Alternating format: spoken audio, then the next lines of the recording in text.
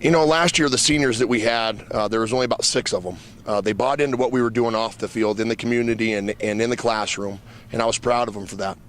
The juniors kind of followed their lead as far as the classroom and community goes, and they just started buying into what we were selling.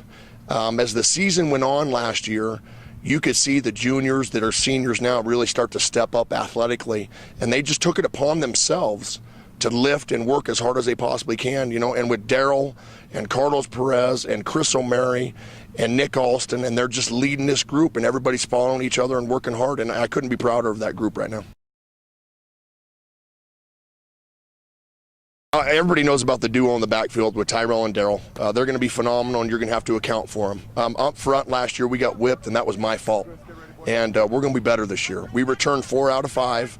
We have Nick Alston at left tackle, Carlos Perez at left guard, Ramon Arteaga at center, Jordan Hampton at right guard, and Dallas Peterson at right tackle. We have a kid that sat out last year, Andreas Rell. He'll be our tight end. He's a transfer. We have Mike Mejia. He's a wide receiver, about 6'3", 200 pounds outside. Then we have Chris O'Mary, who's our H-back. So it's going to be interesting this year to see how people deal with us. It's my job to get our offensive line better. I did a very poor job of that. I accept that, and it's not going to happen again. So I think that we're going to be explosive, and I think we're going to be fun to watch this year. Yeah, you know, Carlos last year was one of those kids kind of introverted a little bit, you know, shy. And, you know, I pulled him in the office. We met every day after school.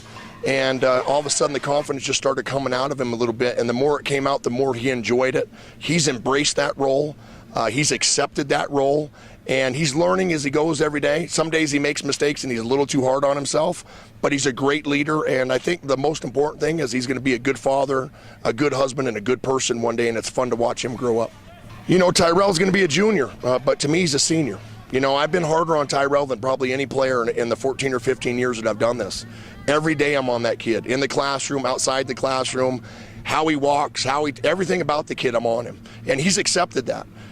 It's fun to watch him and Daryl, because Daryl's a senior, and we think Tyrell's a senior because he started every game last year. They compete with each other. Daryl's more of a vocal leader, where Tyrell's more of a, hey, I'll do it by my actions and not by my voice. So it's kind of like Batman and Robin, and it's fun to watch the two of them. They get a little bit competitive with each other, and they're both really good leaders. And it's going to be fun to watch them. It's going to be fun to watch them. I think they grew up a little bit last year, and I think now having a solid offensive line in front of them, the two of them should be standouts. Jordan was a young man that we excused from the team last year for personal reasons. He came back this year, and he's very athletic. He's about 6 foot, 6'1", about 190 pounds, maybe 200, solid muscle. And then Nick Alston is kind of probably the best defensive lineman that we have. He has that aggressive mentality. He's fast off the ball. He benches about 300, squats about 400, and he runs real well. Inside, it's going to be a dogfight inside. We have Irving Manriquez, Martin Huerta, Carlos Perez, Dallas Peterson, and about 4 or 5 other kids that are at linebacker right now that will move later. So I think we're going to have plenty of kids to fill those spots this year, but those 2 DNs are our anchors. At inside linebacker, Chris O'Mary and Sean Michael will probably be the inside linebackers. Chris, for sure, should be our best defensive player. He, football IQ-wise, is off the chart. You know, he had 2 brothers that were very successful here. He's from a football family. He's an all-state kid. He's a little undersized, but what he makes up for it with his heart and with his football IQ. Our outside linebackers are Dominique Castillo, and the other one we haven't figured out who that's going to be. Our safety is Alex Arteaga. He's hurt right now, but he's had a great spring. He was one of those kids at the end of the year last year. He was like, I'm done. I don't want any part of this, coach. You're too hard. I'm out. We convinced him to stay. He went from having a really low GPA to a 3.6. He's really bought into what we're doing. Our corners should be fun to watch. You know, Daryl might play a little bit of corner. We have Parker Herndon. We have Jafet Valez. We have Gami Antillion. And, you know, we have 3 or 4 other kids. Jose Leba's a sophomore. So we have a lot of competition there. We have a new defense that we're putting in this year. You know, I'm excited. The kids are excited. And I think we should be really good on defense.